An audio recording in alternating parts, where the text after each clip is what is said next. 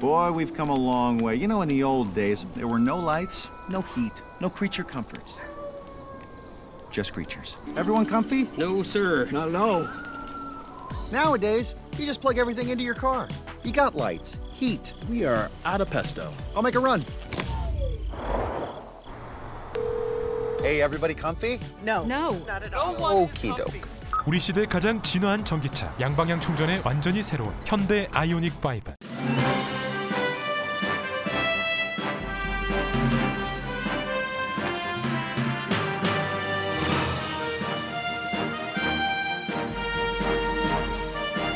초여름의 문턱 6월입니다. 즐겁고 행복한 시간 가득하세요. 라디오 서울이 함께합니다.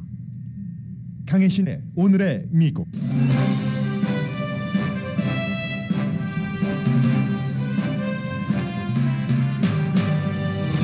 연방대법원이 1950년 이후 가장 친종교적인 주체가 됐습니다. 연방대법원은 납세자 돈으로 종교학교 등록금을 내지 못하도록 막은 메인 주법이 위헌이라고 판결했습니다. 연방대법원에 의해 종교와 정치 분리가 허물어지는 사안이라고 전문가들이 분석합니다. 바이든 대통령은 오늘 의회에 가솔린 세금 한시적 면제안을 제시합니다. 주정부도 가솔린 세금을 면제하고 오일 회사는 생산을 늘리도록 하는 요청도 함께하지만 그렇다고 가솔린 값이 크게 내려간다고 기대하는 전문가는 없어 보입니다. 주택시장은 차가워지지만 그렇다고 많은 주택 구입을 고려할 정도로 많은 사람들이 주택 구입을 고려할 정도로 주택값이 내려가는 건 아니라고 악시오스가 분석했습니다. 연방 상원의 초당적 총기 규제안이 이번 주 통과될 것으로 예상됩니다. 민주당이 원하는 정도에는 못 미치지만 수십 년 만에 가장 의미 있는 총기 규제안입니다. 의사당 폭동 네 번째 청문회에서 공화당 공직자들은 자신들이 공정선거 결과를 지킨다는 이유로 트럼프 전 대통령 지지자들에게 어떤 위협을 당하고 있는지를 증언했습니다. 아들이 숨져 미망인이 된 며느리 집에 트럼프 지지자들이 침입했다는 조지아주 총무장관의 증언도 나왔습니다. 트럼프 전 대통령은 자신의 지지자들은 예의 바른 행동을 했고 의사당 조사위원회에 공화당이 더 많아야 한다고 주장했습니다. 조사위원회에 공화당이 적은 이유는 케빈 맥카티 공화당 하원 지도자가 허용하지 않았기 때문입니다. 엘라바마주 공화당 예비선거에서 트럼프 전 대통령이 지지하는 후보가 승리했습니다. 스윙 스테이트인 조지아주에서는 그가 지지한 2명의 후보가 하원 예비선거 결선에서 떨어졌습니다. 미국 연방법무장관이 우크라이나 전쟁터에 갔다 잡힌 미국인들 문제도 의논을 하고 있지만 우크라이나를 깜짝 방문해서 여러 가지 전범 처리 문제에 대해 우크라이나를 미국이 지원한다고 밝혔습니다.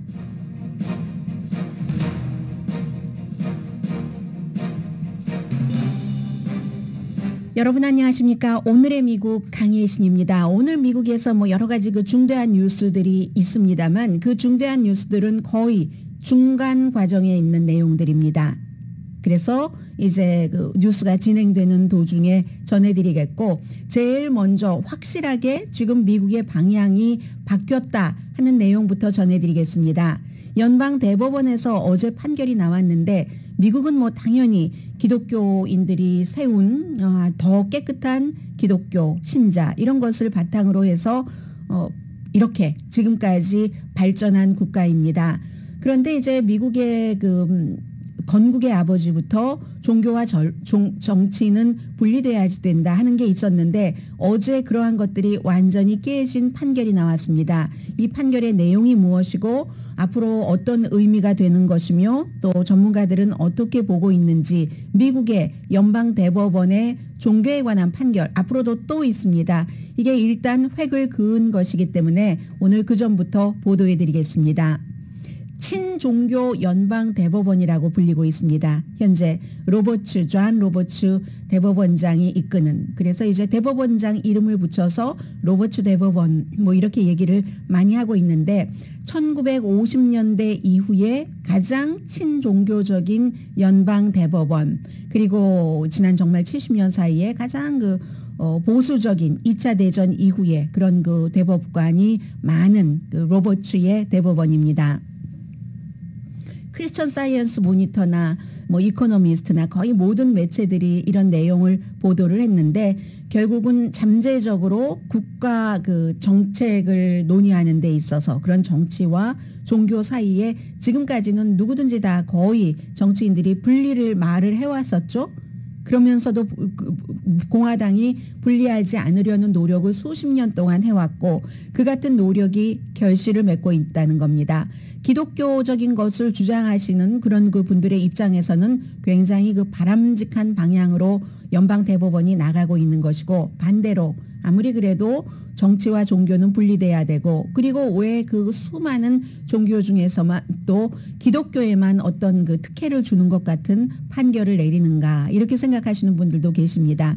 기본적으로 오늘 그 이코노미스트는 1785년도에 제임스 메디슨이 경고를 했는데, 그때 그 메디슨이 경고한 것은, 메디슨은 미국의 건국의 아버지이기도 하고 4대 대통령이기도 합니다.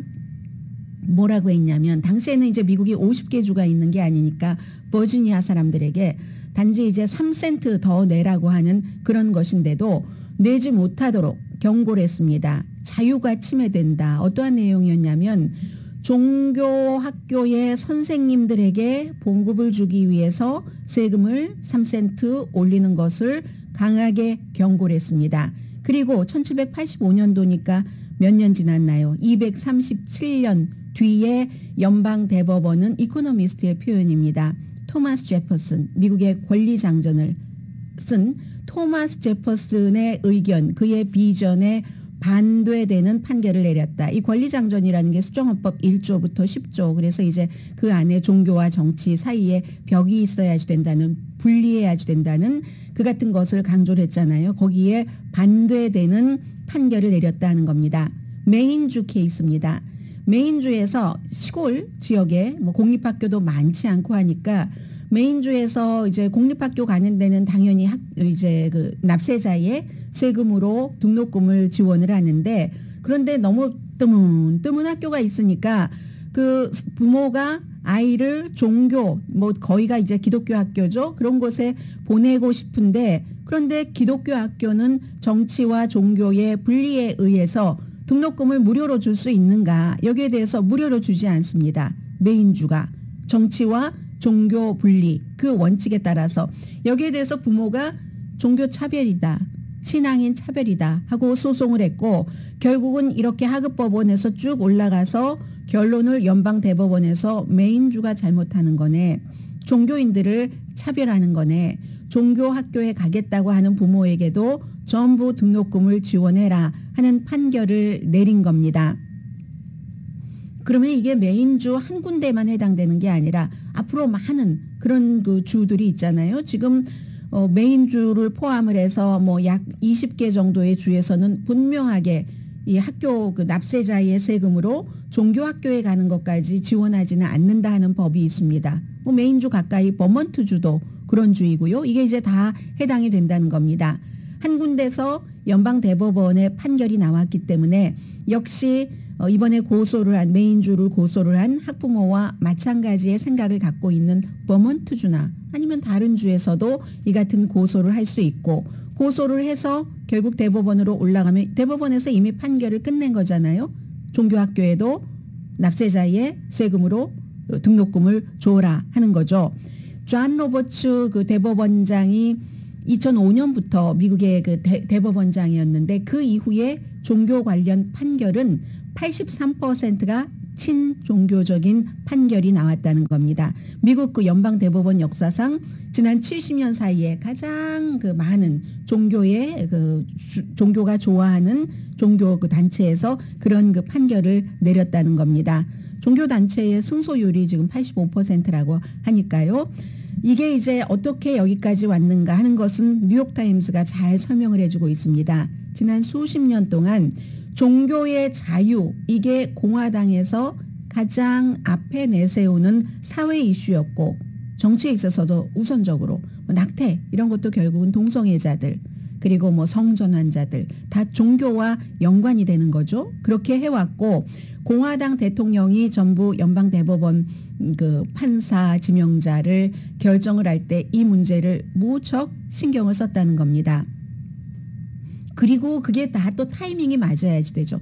적시에 누가 나가고 누가 들어오고 누가 나갔는데 그 자리에 정말 종교에 대해서 이번에 그 판결이 6대 3이었거든요. 정확하게 보수 6명, 메인주가 잘못했어. 그리고 진보 3명이 그게 아니지. 정치와 종교의 분리는 있어야지 라고 했는데 사무엘 얼리토라든가 브렛 캐버나우라든가 이런 사람들이 종교에 대해서 강한 그 신념을 갖고 있기 때문에 어떻게 누가 나갔는데 이제 이 같은 사람을 공화당의 대통령이 딱 그 자리에 놓을 수 있고 또 하나는 민주당 대통령이 이 종교와 정치의 분리를 원하는 대법관을 놨는데도 그 후임이 이제 바뀌는 겁니다. 공화당 대통령들이. 예를 들어서 클래런스 토마스 유일한 연방 흑인 대법관의 경우도 당연히 이 메인주가 잘못됐어 했겠죠. 그런데 똑같은 흑인인데도 더그 마샬 퍼스트 흑인 연방 그 대법원 판사는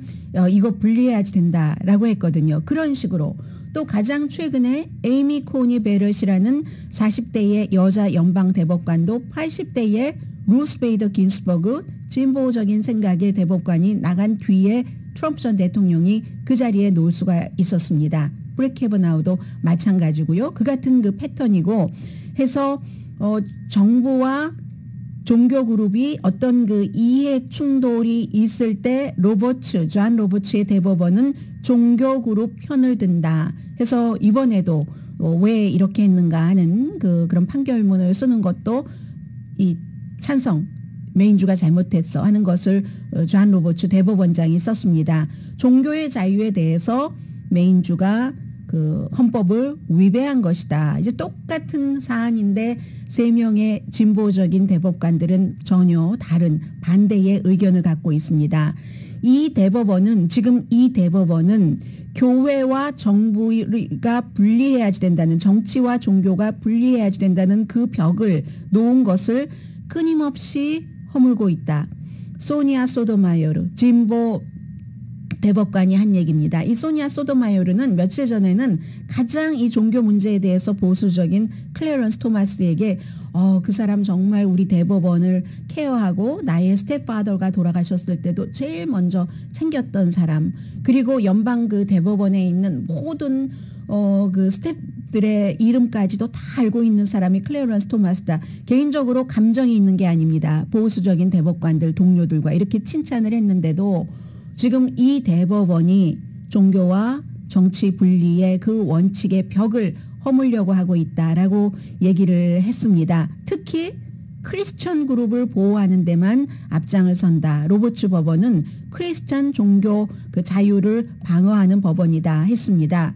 그 같은 예로서 지난해에 그 필라델피아에서 카톨릭 재단이 어떤 그 동성애 커플을 우리는 그 사람들을 위해서는 일하지 않겠어 라고 했을 때도 연방 대법원이 그래 그렇게 해도 돼 라고 판결을 내렸습니다. 일반 민간 기업에서 빵집 이런 것들 있잖아요. 나는 종교적인 이유로 그런 동성애자들 결혼 케이크 안 만들겠어 하는 것과 마찬가지로 필라델피아의 카톨릭 재단이 종교 재단이 그 사람들이 동성애 커플이라는 이유로 그들을 위해서 일하지 않겠다 하는 그 판결에서 연방 대법원은 그래도 돼 하고 판결을 내렸습니다.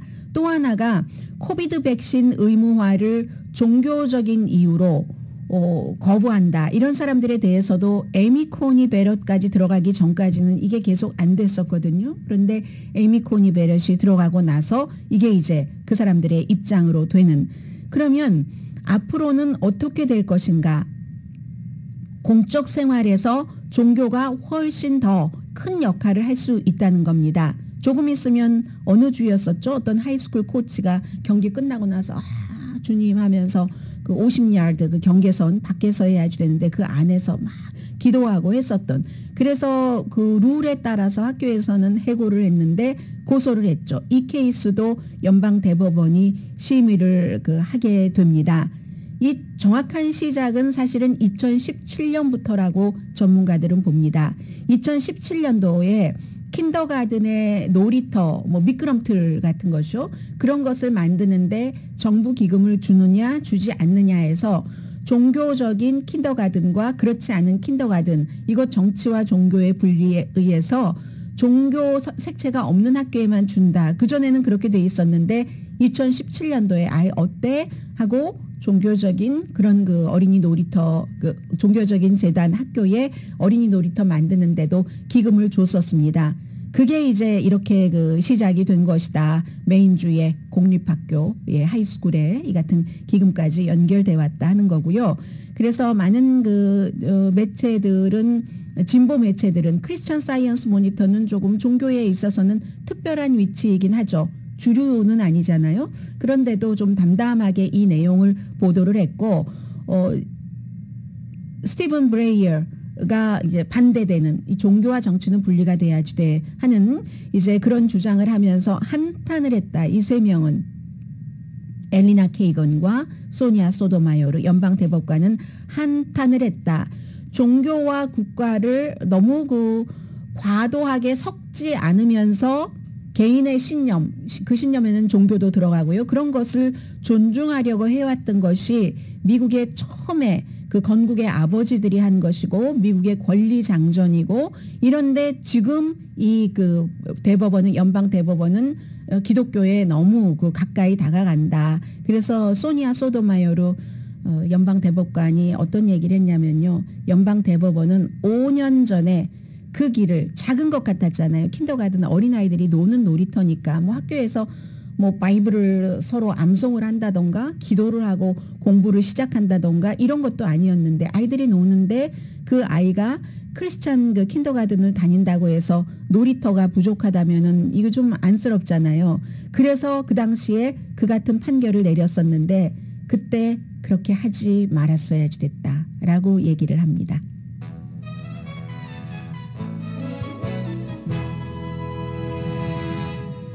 오늘의 미국은 사람을 아름답게, 세상을 아름답게, 피부과학 셀리온, 전문가가 추천하는 이민법, 가정법 전문 제인정 종합법률사무소, 코지다운 갤럭시 이불은 잠이 솔솔 오게 하는 기능성 거위털 이불, 거위털 이불 전문회사 코지다운, 친절하고 자세한 상담으로 절개를 최소화하는 복강경 수술 전문 장지아 외과, 매일 아침 재래식으로 직접 만드는 검정콩 생순두부 수라원 순두부, 처진 얼굴, 이중턱, 목주름을 동시에 해결하는 리프팅의 명가 미러클 레이저 클리닉, 차원이 다른 샴푸형 흰머리 염색약 수화연을 핫세일 중인 한국 홈쇼핑 공동후원입니다.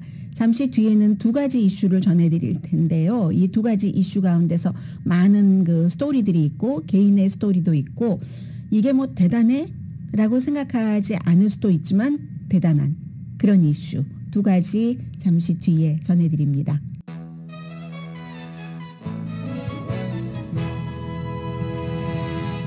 라디오 서울방송 오늘의 미국 듣고 계십니다. 아마 7월 4일이 의회가 휴회를 하니까 그 전에 통과되지 않을까 생각이 되는데, 연방상원에서 초당적으로 총기 규제안을 이렇게 하느니 저렇게 하느니 또 회담하다가 공화당 회담을 이끄는 텍사스의 존 코닌 의원이 나가기도 하고 했는데, 결국은 어제 저녁에 서로 합의를 봤다라고 얘기를 하고 있고, 합의를 본 것만이 중요한 게 아니라 미치 매코넬이라는 공화당의 상원 원내대표도 이 안을 지지를 하고 있기 때문에, 그래서 아마 통과될 가능성이 굉장히 높다고, 통과된다고 이렇게 봐도 될 것 같습니다. 작기는 합니다. 내용이 지난번에 하원에서 통과시킨 것보다도 많은 민주당이나 바이든 대통령이 제일 원하는 것은 어린아이들이 살상무기 AR-15 같은 거 갖지 못하게 하는 거잖아요. 그런데 이 상원 안에는 어림도 없죠. 그런 내용은 없습니다. 그럼에도 불구하고 정말 29년, 거의 30년 만에 연방 상원에서 총기 규제안을 통과시킨다는 것 자체가 너무나 중요한 의미입니다. 해서 이 법안 이름이 초당적 안전 커뮤니티 법안 이렇게 돼 있네요.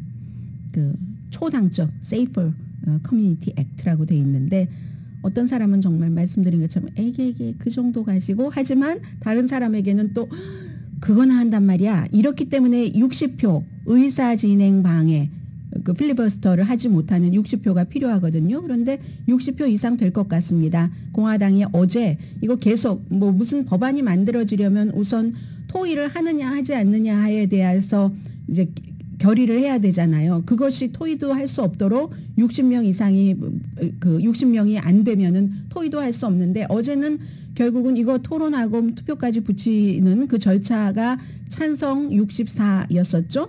찬성 64, 반대가 34 절차적인 동의를 했으니까 이것은 이제 투표에 붙이면 통과가 된다고 보고 중요한 것은 이제 내용이죠. 내용이 뭐 복잡하게 많은데요. 내용 중에서도 핵심만 전해드리고 어차피 이 같은 것이 하원과 또 그 협의를 해서 통과시켜야지 되기 때문에 중요한 내용은 이렇습니다. 민주당의 그 크리스 머피라는 샌디욱 초등학교 총격 사건이 일어났었던 커네디컷이 지역구인 의원과 공화당의 존 코닌 이번에 유발디 텍사스 총격 사건이 일어났었던 이 두 의원들이 중심이 돼서 했는데 한 20명 민주당에서 10명 공화당에서 10명 이렇게 했습니다.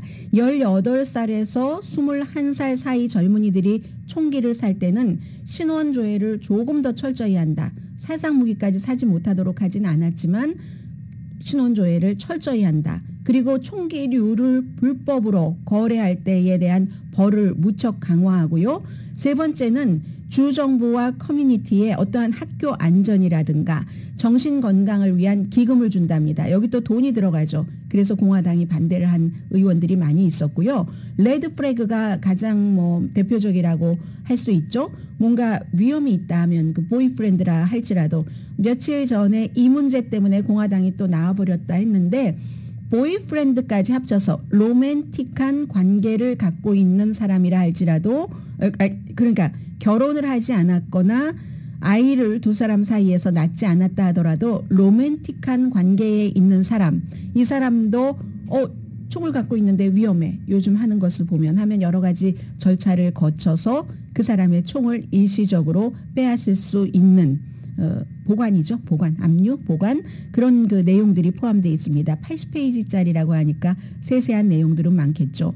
그리고 뭐 정신건강이라든가 학교 안전 등의 비용이 150억 달러가 들어간답니다.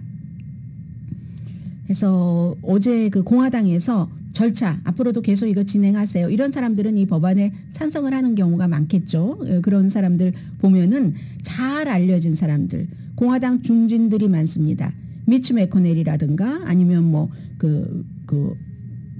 텍사스주의 뭐 존 코닌 같은 이번에 앞장선 사람이라든가 밀 럼니 또 린지 그레이엄 또 여성 의원들 가운데서 잘 알려진 사람 수잔 콜린스, 리자 머코스키 또 아이오와주의 조니 어니스트 뭐 이런 그 의원들은 전부 찬성을 했고요. 여성 의원들 가운데서도 무슨 뭐 잘 알려지지 않은 샌디 하이드 스미스 공화당을 포함한 몇몇 사람들은 여기에 대해서 찬성하지 않았습니다. 하원은 이에 비해서 18살이 되면은 반자동 소총을 살 수 있었던 그 자격을 21살로 높이는 것 그리고 아주 뭐 많은 그 총알을 구입하거나 뭐 팔거나 또 뭐 수입하거나 이런 모든 것 거래를 금지한다는 거죠. 이런 것을 얼마 전에 통과시켰습니다. 결국은 이제 합쳐지게 되겠죠. 유발디 텍사스 초등학교의 총격 사건으로는 확정됐습니다. 그 초등학교에 아이들이 다닐 수가 없다. 너무 무서워서 그러므로 이제 학교를 부수고 다시 짓기로 했습니다. 그리고는 어제 정말 그 중요했었던 것이 의사당 폭동 사건 4번째 공개 청문회 중요한 인물은 전부 공화당이었고요. 증인으로 출석한 사람이 애리조나주의 하원 의원, 조지아주의 총무처 장관, 조지아주의 뭐 선거관리원 이 사람들인데 이 사람들이 어떻게 트럼프 전 대통령의 거짓 주장을 막으려고 노력을 했고 그 노력 때문에 얼마나 큰 고통을 지금까지도 신체적인 위협을 받고 있는가 하는 것을 증언을 했습니다. 그래서 아주 그 폭력의 대상이 되고 미움의 대상이 되고 인종차별적인 그런 그 위협을 트럼프 전 대통령의 지지자들로부터 우리가 옳은 일을 하고 있다는 이유로 지금도 받고 있다. 나 혼자뿐만이 아니라 가족까지도. 심하게는 그 조지아주의 총무처 장관 같은 경우는 며느리 집에 그렇게 트럼프 전 대통령의 지지자들이 침입, 거의 그 침입 수준이고 며느리가 어린 아이들만 데리고 있는데 왜냐하면 본인의 아들이 사망했기 때문에 민망인이죠. 민망인의 집 앞에서. 그리고는 막 그 집 앞에서 다른 사람들 확성기 틀고 뭐 그런다는 겁니다. 이게 생각해 보시면 요즘에 문재인 대통령의 그 사저 앞에서 그런가 하면 또 윤석열 현 대통령의 집 앞에서 사람들이 막 확성기 틀고 뭐 말이 앞뒤도 맞지도 않는 그렇게 하는 형태로 지금 트럼프 전 대통령의 지지자들이 선거가 끝나고 1년이 훨씬 지났는데도 1년 6개월 됐습니까? 1년 6개월도 더 됐네요. 그렇게 한다는 겁니다. 러스트 바워스 애리조나주 하원 의장 최근까지도 너무나 다양한 단체가 토요일마다 집 앞에 와서 시위를 한답니다. 그래서 토요일 이번 주 토요일은 무슨 일이 있으려나 하고 걱정하는 게 우리 가족 생활의 패턴이 돼버렸다. 그리고 그 사람들이 가짜로 내가 무슨 공화당이 민주당에 대해서 가장 많이 비난했던 게 뭐 어린아이들을 좋아한다 이런 거였잖아요. 내가 뭐 소아 성애자라든가 아니면 변태라든가 부패하다고 그런 막 비디오를 틀고 정말 너무너무 아주 요란스럽게 그 집 앞에 와서 시위를 하는가 봅니다. 그런데 본인이 했었던 것은 선거 결과를 애리조나의 선거 결과를 뒤집어라 하는 그 트럼프 전 대통령이나 뭐 루디 줄리아니 같은 사람의 요청이었는데 이 제대로 된 선거 결과를 뒤집을 수가 없다. 주법과 미국의 헌법을 위반하는 것이라고 반복해서 그들에게 말한 것밖에 없는데 그 이후에도 끊임없이 트럼프 전 대통령의 집요함 가짜를 진짜라고 주장하는 그 집요함 그럴 때마다 그럼 증거를 제시해라 이렇게 끊임없이 얘기를 하면 루디 줄리아니 같은 사람이 여러 가지 이론은 있는데 증거가 없다. 변호사 출신이 할 말은 아니잖아요. 미국 법치주의 국가고 어느 나라나 다 법이 있는 국가는 결국은 감정적으로 판단하는 것이 아니라 증거를 대야지 되는데 그 증거를 대지 못하니까 60몇 번의 그 법원에 소송한 거에서 다 지고 말았잖아요. 그런 것들 그리고 그러니까 트럼프 전 대통령이 이 러스트 바워스 애리조나주의 하원 의장을 리노라고 부르죠. 무늬만 공화당이다 하는 뭐 Republican in name only 해서 약자로 리노라고 부르고 그러니까 사람들이 막 리노 사인 붙이고 집 앞에 와서 그런다는 거고 브래드 라펜스버거 조지아주의 국무장관 이 트럼프 측에서 6만 6천 명이 넘는 미성년자 자격이 없는 사람이 투표를 했다라고 주장을 했다는 겁니다. 그래서 다 그 주장에 따라서 실제로 다시 해본 결과 6만 6천 명이라고 주장했는데 한 명도 없었고 2,423명의 등록되지 않은 유권자가 있었다. 역시 한 명도 없었다. 그리고 뭐 중죄 선고를 받은 사람이 74명 그 정도는 식별을 했답니다. 그래서 모든 트럼프 전 대통령이 주장을 한 것에 대해서 다 꼼꼼히 따지고 했는데도 여전히 그 전화가 제일 유명하잖아요. 전화 걸어서 뭐 11,000표 이상 11,000 뭐 7자 들어가고 그러죠. 그걸 찾아라. 한 표만 더 많으면 내가 바이든에게 이긴다. 그래야 조지아주가 16표 아닌가요? 선거인단. 그래도 이기지 못합니다. 그런데 어쨌든 많은 선거법 전문가들은 어제도 그 얘기를 직접 했거든요. 총무처 장관이 조지아주에.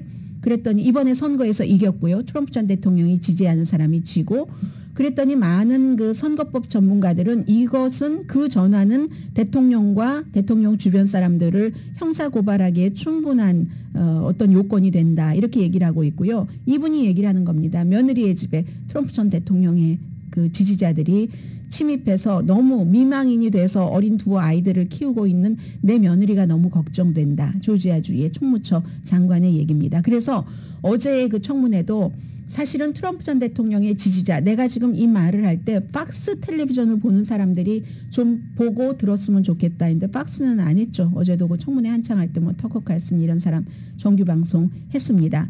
조지아주의 선거관리원인 완드라 쉐이의 모스라는 이분은 더 이상 아무것도 할 의욕도 없고요. 너무 겁이 나서 아무데도 가고 싶지 않고 모든 면에서 실제적인 나의 생활에 너무 큰 영향을 미쳤습니다. 그러니까는 어떠한 그 차별을 당하는 거예요. 이 사람은 이제 아프리칸 아메리칸이고 한데 아프리칸 아메리칸들이 어제 또 증언도 많이 했습니다. 선거 그 요원으로서 관리 요원으로서. 근데 내가 왜 이렇게 내 생활에 영향을 많이 받느냐? 거짓말 때문에. 거짓말을 사실이라고 주장을 하니까 여기서 어제 나온 게 뭐 그런 거 많았잖아요. 우리가 일일이 이제는 더 이상 상기할 필요도 없는데 갑자기 말도 되지 않는 여행용 가방에 뭐 투표용지를 가지고 나가서 바꿔치기를 했다. 뭐 이런 얘기들 다 사실이 아닌 그런 얘기를 하면서 어제 이런 얘기가 나왔습니다. 그랬더니 이 트럼프 전 대통령이 한 얘기가 트럼프 전 대통령은 뭐 뉴스맥스라든가 그리고 저도 이름이 익숙하지 않은 그런 매체와 계속 인터뷰를 합니다. 요즘은 박스는 조금 덜해요. 인터뷰를 하면서 의사당 폭동 사건 그 당시에 그곳에 갔었던 사람들은 정말 선한 사람이고 얼마나 예의 바른데 라고 얘기를 하면서 내가 선거에서 승리했다. 증거가 너무 많다. 이렇게 주장을 했는데 뉴스맥스와의 인터뷰에서 증거가 그렇게 많으면 왜 법원에서 계속 61케이스죠. 그리고 하나는 부분적으로 뭐 다시 재검표해라. 어떤 동부 쪽에서 그런 것이 나왔고 그렇게 듣겠습니까? 하면서 그리고 숫자를 또 얘기했습니다. 내가 1월 6일 날 거기에 가서 연설을 하러 갔는데 그렇게 많은 사람이 왔을 수가 없어. 정말 처음 본 그런 대규모의 군중이었어. 왜 그런 건 얘기하지 않지? 언론에서 이런 얘기를 많이 했습니다. 그리고 또 하나는 어제 다른 인터뷰에서는 지금 의사당 조사위원회에 공화당이 더 있어야 된다. 민주당이 7명, 공화당이 2명입니다. 리스 체니와 아담 킨징어 의원인데 이건 어떻게 된 거냐면 그래서 합쳐서 9명입니다. 원래 5명으로 하려고 했어요. 해서 낸시 펠로시가 하원 의장이잖아요. 하원 조사위원회고 해서 공화당 의원에게 5명을 달라고 했습니다. 그랬더니 미치 매코넬이 공화당의 원내대표니까 5명을 줬는데 5명 가운데 2명은 이건 부정선거다라고 주장하는 사람인 거예요. 그러니까 낸시 펠로시가 하원 의장으로서 거부했습니다. 우리 그럼 3명은 좋아. 3명은 오케이 하고 이 2명은 안 되니까 이 2명을 다른 사람으로 리플레이스를 해주세요 라고 요청을 했죠. 그랬더니 미치 매코넬이 그럼 우리 다 안 하겠어. 5명을 다 걷어가 봤습니다. 걷어가 버렸습니다. 그리고는 그 리스 체니와 아담 킨징어가 자발적으로 들어가서 그래서 5대5가 아니라 지금 7대2가 된 것이고 트럼프 전 대통령은 이게 지금 부당하다고 주장을 하고 있는 겁니다. 공화당 하원이 따로 조사를 했어요. 지금 민주당 그 하원이 주체가 돼서 폭동 조사위원회를 만들었는데 공화당 하원도 이제 곧 그 발표를 할 예정인데 국회의사당의 어떤 그 국회의사당이 왜 의회 경찰이 왜 못 막았느냐 이런 것을 그 비난할 계획이랍니다. 그런데 원래 의사당에서 이런 일이 일어나 본 적이 없었기 때문에 상상해 보지 못했기 때문에 의사당의 그 경관들은 사람들을 뭐 안내하고 잘 그 질서를 유지하고 하는데 훈련을 받았지 사람들이 총 들고 칼 들고 와서 바리케이트를 다 부수고 유리창을 부수고 쳐들어와서 사람이 숨지고 하는 그 같은 그 폭동 사건에 대비한 훈련을 받은 사람들이 아니잖아요. 폭동 뭐 긴급 전담반 이런 사람들이 아니죠. 그런데 공화당은 지금 그렇게 할 예정이라고 하고요. 이제 4번이었기 때문에 2번 더 남았고 이것은 제일 중요한 것은 결국은 선거에 어떻게 연결되느냐입니다. 잠시 뒤에 가솔린과 주택값 전해드립니다.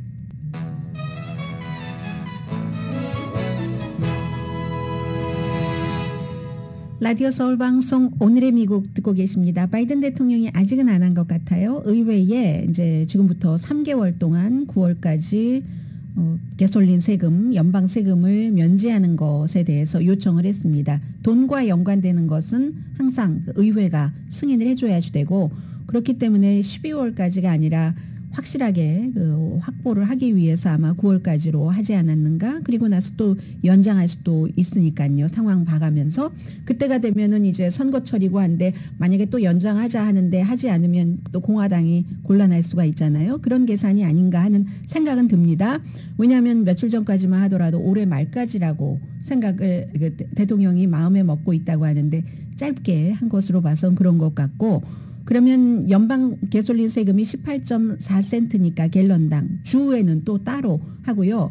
대통령이 이것을 의회에 요청하면서 주정부도 이미 그렇게 시행하는 주도 있고 아닌 주도 있으니까 주정부도 당분간 가솔린 세금을 좀 면제하십시다. 그리고 얼마 전에 말한 것처럼 오일 회사, 에너지 회사에 더 많은 것을 생산을 해달라고 하고 해서 그런 건데, 러시아가 우크라이나를 침공한 이후에 갤런당 2달러가 올랐습니다. 그리고 이제 다음 달에 7월 달에 사우디아라비아에 가서 조금 많이 오일 생산 좀 해주셔요 하는데, 양당의 공화당뿐만이 아니라 민주당뿐만이 아니라 양당의 경제 전문가들은 이것 가지고 좀 낮아지겠어? 바이든 대통령은 한 이리저리 하면 갤런당 1달러는 낮아질 것이라고 생각을 하고 있거든요. 3달러에 길들여진 사람이 4달러 정도.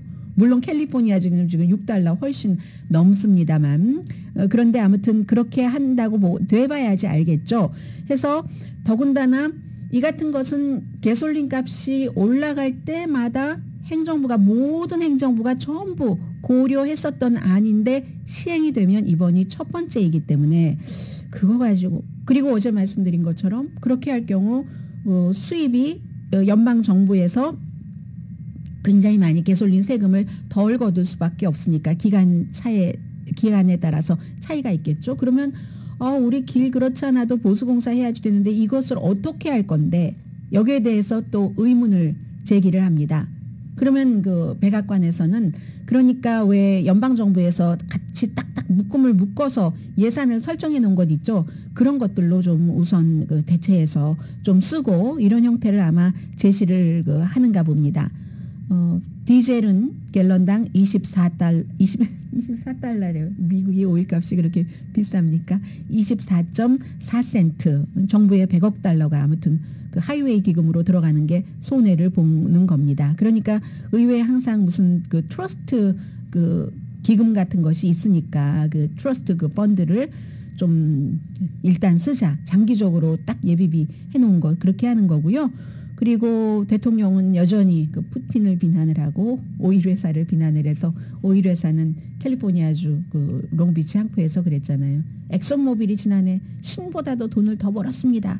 국민들이 이걸 알아야지 됩니다. 아셔야 됩니다. 이렇게 얘기를 했잖아요. 그랬더니 쉐브론의 CEO가 어제 바이든 대통령에게 편지를 보냈다고 하더군요. 너무 정치적으로 그렇게 말하지 말고요. 우리 같이 협력할 수 있는 방안을 마련해 봅시다. 하니까 또 기자들이 물어봤잖아요. 바이든 대통령에게 이런 편지 받으셨다면서요 하니까 저는 오일 회사에서 그렇게 빨리 거부 반응을 일으킬 줄 몰랐습니다. 민감하긴 하지만 이 정도로 얘기를 했습니다. 어쨌든 될 것 같죠? 이 가솔린세 일시적으로 면제하는 것은요. 주택시장은 전반적으로는 좀 쿨다운한 게 사실입니다. 그렇지만 집값이 아주 많이 내려가지도 않습니다. 지역에 따라서 차이는 있지만, 왜냐하면 보통 우리가 주택을 구입할 때는 로케이션이라고 얘기를 하잖아요. 어디냐, 지역이 어디냐, 여러 가지, 학교도 그렇고 안전도 그렇고. 그런데 여기에 항상 덧붙여서 생각할 것은 더군다나 요즘처럼 부족할 때는 공급인 겁니다. supply. 지금 공급이 그다지 많지 않아서 충분한 집이 없다는 거죠. 이자율이 올라가도. 해서 봄 시즌에 판매가 슬로우하기는 했지만 지난해 5월 달에 비해서 판매가 8.6% 내려가긴 했답니다. 그렇지만 동시에 기존 주택의 중간값이 40만 달러. 처음으로, 역사상 처음이랍니다. 로스앤젤레스 인근에선 40만 달러 가지고 원 베드룸 콘도도 사기 힘들죠. 한국 분들이 좋아하시는 그 지역에는 거의 불가능하죠. 그런데 아무튼 시골까지 다 합치니까 40만 달러 기존 주택 중간값이 그 정도 된다는 거고요. 이자율이 6%, 전보론 큰 액수를 빌리는 건 6% 훨씬 넘고 하는데도 이게 잘 조절이 안 되는 겁니다. 이 공급이 부족하기 때문에. 그리고 이렇게 될 경우는 렌트비가 내려가지 않는다는 게 또 있잖아요. 단독주택 렌트비도 마찬가지입니다. 아파트먼트만 꼭 그 렌트 들어 사는 건 아니잖아요.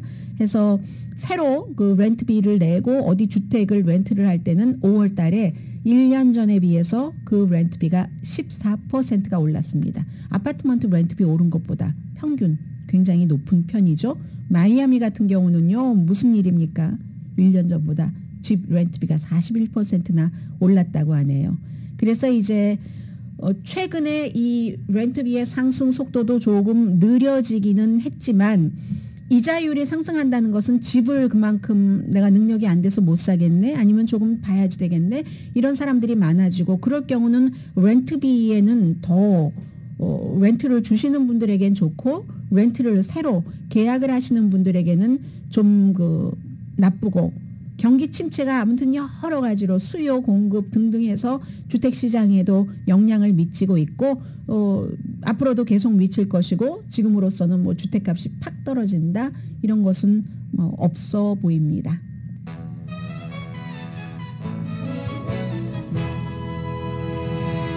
라디오 서울방송 오늘의 미국 듣고 계십니다. 어제도 예비선거 있었거든요. 예비선거도 결선 치르는 곳 있잖아요. 엘라바마주의 한 공화당 의원이 나가는 자리에 공화당 그 두 사람이 앞서거니 뒤서거니 했었는데 원래 트럼프 전 대통령이 넘버1을 지지를 했습니다. 그런데 넘버1이 언젠가 이제는 그 무슨 그 트럼프 전 대통령이 이겼다. 여기는 좀 우리가 넘어야 된다. 하니까 트럼프 전 대통령이 다른 사람을 40살의 검사를 지지해 버렸어요. 그래서 그 사람이 어제 결선에서 이겼고요.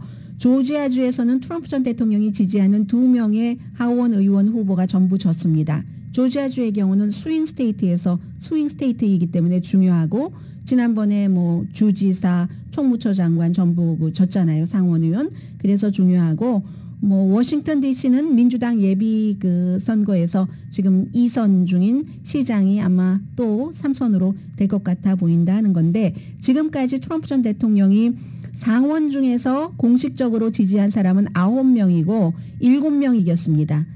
그리고 아직 뭐 선거 치르지 않은 곳도 있고 하원에서는 27명을 지지했는데 12명 이기고 5명 졌고 나머지 몇 군데 남아있고 주 차원에서도 뭐 이긴 곳도 있고 진 곳도 있고 완전히 다 이기지는 않는다 말씀드리고요. 중국과 인도가 러시아 오일을 디스카운트 받은 그 가격에 사기 때문에 한국과 일본에서 러시아 오일 수입을 조금 줄이더라도 전혀 거기에 그 영향을 미치지 않고 크렘린은 계속 돈을 벌어서 우크라이나를 침공할 수 있는 자금을 지금 마련하고 있다는 거고요. 포스트 레이디 등이 우크라이나를 서프라이즈 방문을 했는데 이번에는 법무장관이 방문을 해서 전쟁 범죄, 잔혹 행위와 연루된 그런 사람들을 어떻게 그 처벌을 하는가, 기소하는가 이런 것들을 미국에서 도울 수 있는 것을 돕겠다 하면서 우크라이나 이 그 법무장관도 검찰총장이죠. 그쪽에서는 또 만났습니다.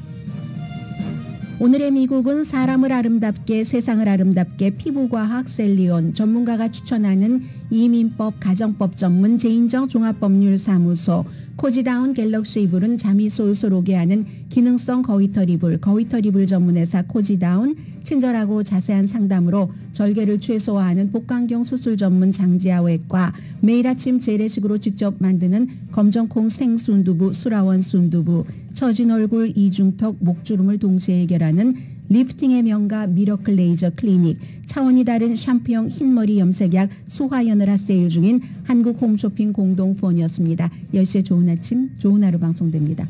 새벽에 여러분들은 저와 딴 세상에 사세요. 새벽에 얼마나 번개가 치던지 무서워서 깜짝 놀랐다니까요. 순간적으로 당혹해서 막 불 좀 더 밝게 하는 것도 모르겠고 비가 너무 많이 오니까 이거 어떻게 김을 빼는 거지 이것도 모르겠습니다. 비 오는 지역이 있다고 하니까 여러분들 오랜만에 운전하시거나 그러시는 분들은 다시 한번 자동차 점검하세요. 강혜신이었습니다.